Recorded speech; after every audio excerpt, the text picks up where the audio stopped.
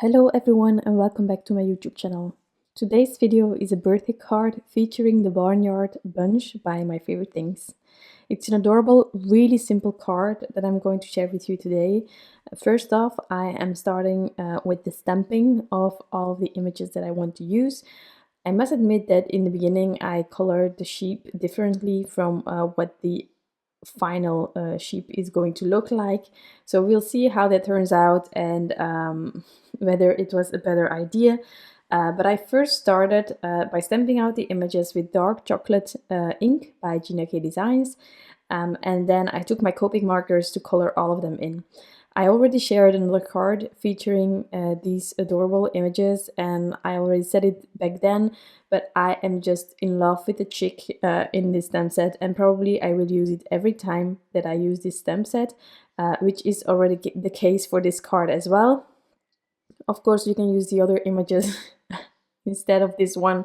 It's also a really simple design that you can easily adapt to the stamps that you have at home, or if you want to use other critters, you can just recreate the same card all over again, just using different critters, different colors you can do. You can also do a different background color, but it's really simple. So let's just continue with the coloring here. I have this really bright red for the barn, which is something that I really wanted to do, and I think it's because of this color that my initial color for the sheep isn't really working.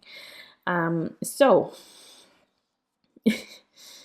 let's just color everything in. As always, you can find all of the combinations on my blog post. There you can also find the combination that I didn't end up with for the sheep, but that's just another thing. I think it can work really well, but it just wasn't working with this. So for the barn here, I have some E's. I have E37. No, I have E37, yes, E79, just really simple. You don't always need to have a ton of markers in one combination. So just check whether the size of your image requires a ton of markers or not, and you can always do tip to tip as well if you need another combo. I used here the B000 for the window, and because of that I took later on the Tumbled gloss as the background color. So that was the reasoning behind, but again, it wasn't working with the sheep color. So the little duck, yellow 38, 15, 13, and then of course a bit of orange for the, is it the beak or is it the mouth? No, it's not a mouth. And the feet. Well,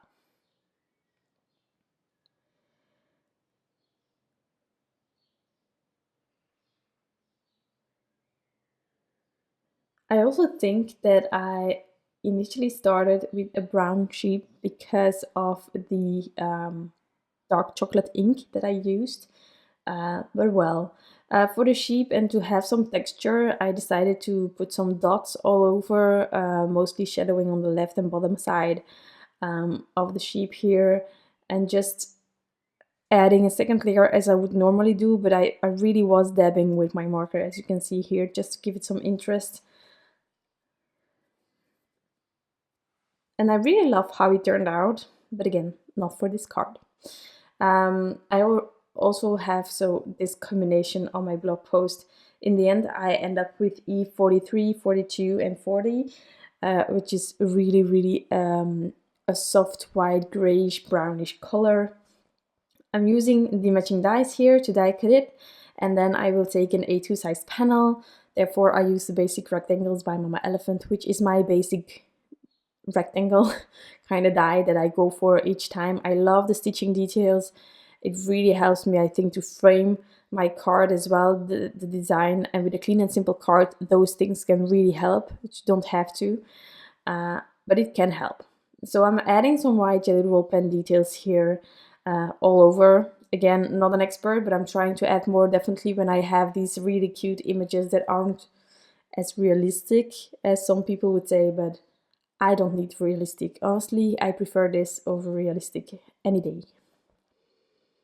So I'm just adding things. There isn't a logic. There isn't like, for me, I'm doing shadowing there. What I do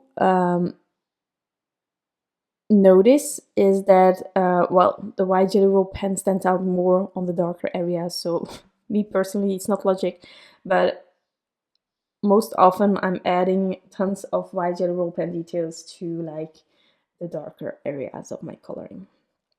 So I'm going to add a really simple sentiment that is in this stamp set. It's I heard it's your birthday, and of course I heard are tons of animals, but well, it has to do. Well, these two will do.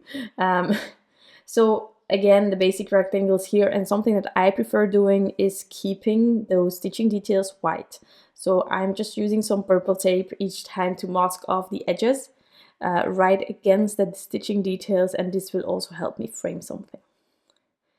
So I'm doing a really soft gradient from the tumbled glass into the white area of this card, so the bottom half isn't really used, but we let it fade out and it's just giving the illusion that there is more to it.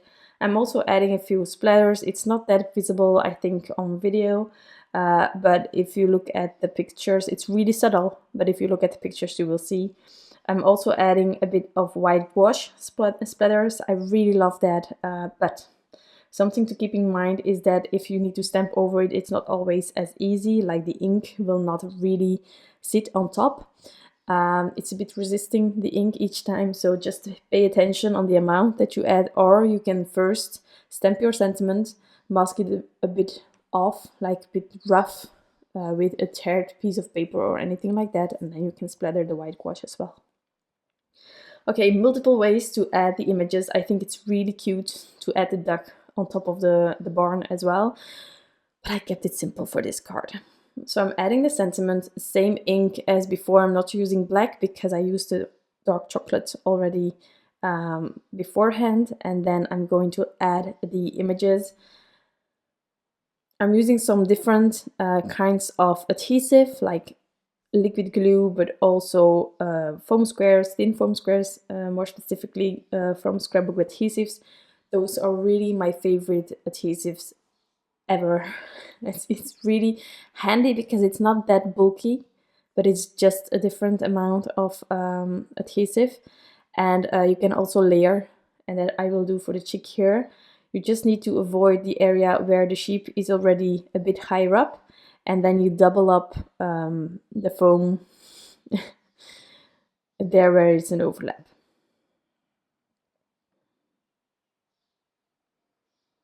But in this case, the overlap didn't end up really big, so I just kept it the same.